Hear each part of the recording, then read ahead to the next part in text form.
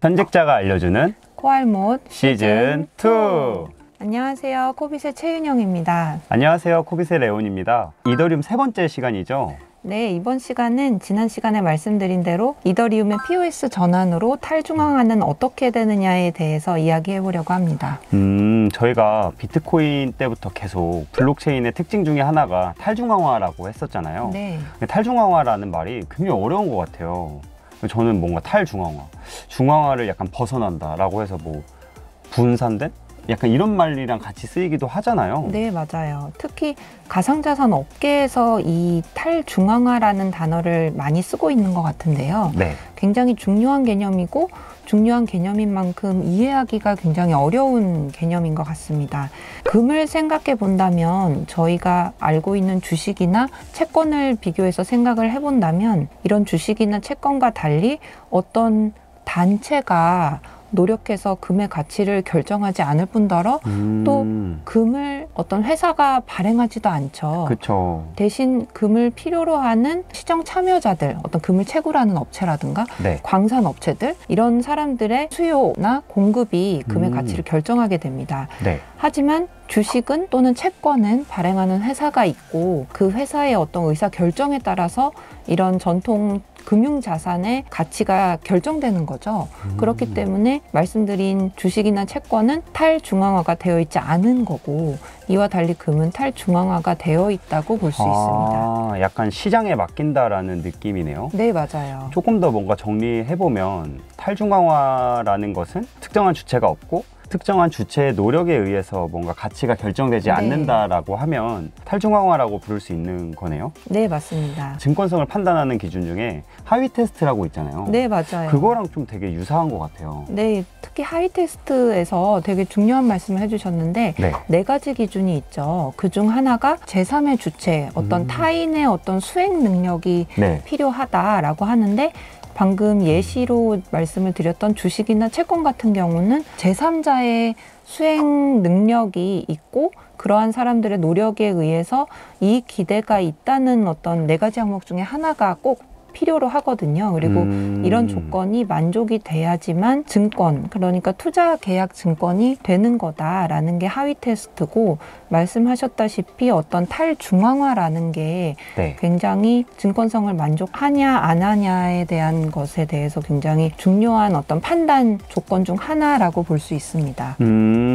근데 이 탈중앙화랑 이더리움이 POS랑 전환한 거랑 무슨 상관이 있는 거예요? 네, 왜냐하면 POS 전환 이후에는 노드 운영을 희망하는 사람이 이전에는 채굴이 굉장히 중요했다면 POS 전환 이후에는 본인이 보유하거나 어떤 위임받은 가상자산을 네트워크에 락업하는 거죠. 보유 지분을 증명하는 스테이킹이라는 행위를 통해서 블록 생성에 참여하게 됩니다. 이거를 바로 검증인이라고 하는데요. 근데 이 스테이킹을 관할하는 주체가 특정 소수에 집중되다 보니까 문제가 되게 되는 겁니다. 이게 POW는 블록 생성을 채굴자들이 했다면 POS는 검증인이 하는 거고 그게 특정 소수의 스테이킹이 집중될 수 있다면 이 사람들이 블록을 계속 생성할 수 있으니까 뭔가 탈중앙화가 중앙화로 바뀐다 뭐 이런 논리겠네요. 네, 맞습니다. 그렇다고 해서 꼭 반드시 우려할 사항은 아닌 게 스테이킹이 집중된 업체들 중에 현재 1위인 리도바이낸스는 사실은 중앙화된 업체가 아니라 탈중앙화된 플랫폼이기 때문에 사실은 스테이킹 비중이 높다고 해서 반드시 네트워크의 탈중앙화가 나빠질 거다라고 반드시 우려할 필요는 없는 거거든요. 그리고 또 스테이킹 대행의 중개인 역할만 하고 사실은 제3의 업체한테 검증인 노드 운영을 아웃소싱하는 거나 마찬가지이기 때문에 스테이킹 대행업체의 어떤 집중 현상을 노드 운영자랑 같다고 볼 필요는 없다라고 주장하는 어떤 반대 측의 주장도 있는 거기 때문에 반드시 탈중앙화를 해치는 거다라고 연결질 필요는 없는 것 같습니다.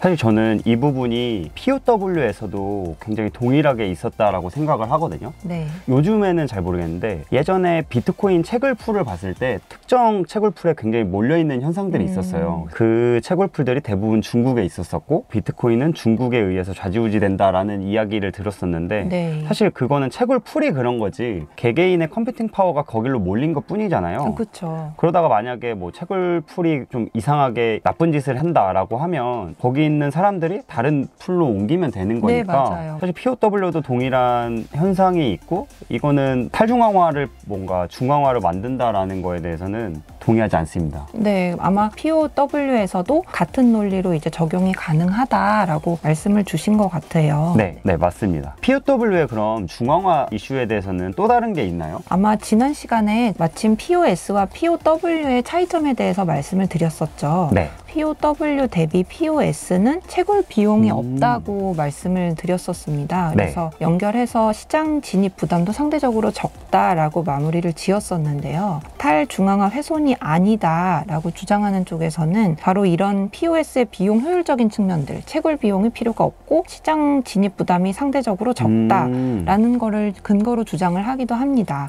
왜냐하면 스테이킹을 위해서 자산만 사실 필요한 거기 때문에 POS 기반에서는 연산력 경쟁을 POW처럼 할 필요가 없는 그쵸. 거고 따라서 더 많은 사람들이 참여할 수가 있다. 그래서 오히려 그러니까 네트워크의 참여자들이 훨씬 늘어난다는 거는 결국 네트워크의 탈중앙화가 오히려 개선된다는 게 핵심 주장 근거라고 할 수 있는 거죠. 네, 초기 진입하는데 드는 채굴 비용도 필요가 없는 거기 때문에 시장 진입 부담도 없는 거다. 그래서 네트워크 접근성이 훨씬 좋아진다. 라는 주장을 펴기도 하고 있습니다. 전 이 주장이 굉장히 맞다라고 생각하는 것 중에 하나가 비트코인이나 이더리움이 초기에 생길 때는 채굴기라는 개념이 없었잖아요. 네, 그래서 맞아요. 가정용 컴퓨터로 뭔가 채굴을 한다라는 개념이었고 대부분 다수의 노드가 가정이고 뭐 여러 노드가 손쉽게 참여할 수 있다였던 것 같은데 요즘에는 자꾸 고효율을 추구하다 보니까 채굴기라는 게 생기고 지금 채굴기 되게 비싸잖아요. 네, 맞아요. 그런 장비로 채굴을 하다 보니까 일반 가정용 컴퓨터는 컴퓨팅 파워를 절대 이길 수가 없는 거죠.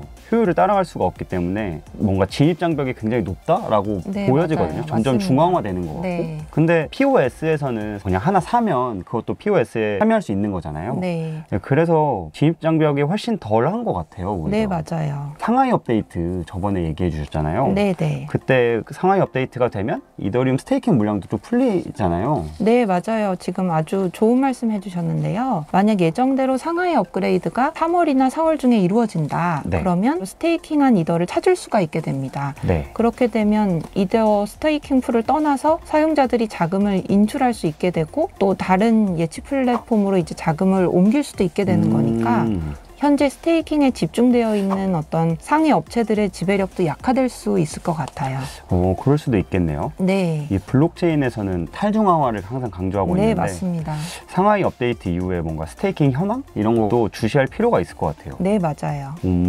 다음 시간에는 어떤 거 알아보죠? 네, 다음 시간에는 이더리움과 관련된 내용에서는 이제 마지막 시간이죠. 그래서 이더리움과 경쟁 관계에 있는 네. 플랫폼에는 어떤 게 있는지 알아보려고 합니다. 이더리움이랑 경쟁 관계라고 하면은 비트코인은 좀 다르잖아요. 네, 맞아요. 그럼 뭔가 스마트 컨트랙트를 실행시킬 수 있는 메인넷을 가진 체인들이 네, 맞습니다. 되겠네요. 네. 블록체인 산업이 굉장히 지금 빠르게 발전하고 있는데 디파이나 NFT나 메타버스 같이 다양한 형태의 서비스가 나오기도 하지만 이더리움을 딱 보면서 야, 이더리움 네가 막 지금의 구글 이런 지위를 가질 게 맞아? 약간 이런 식으로 되물으면서 다양한 컨셉의 체인들이 나오는 것 같아요. 네, 그래서 맞아요. 너네 네. 트릴레마 해결 못했잖아. 우린 이렇게 해결했어. 약간 네. 이런 느낌으로 투자자 입장에서는 공부할 게 훨씬 많아지는 거죠. 그렇죠. 네.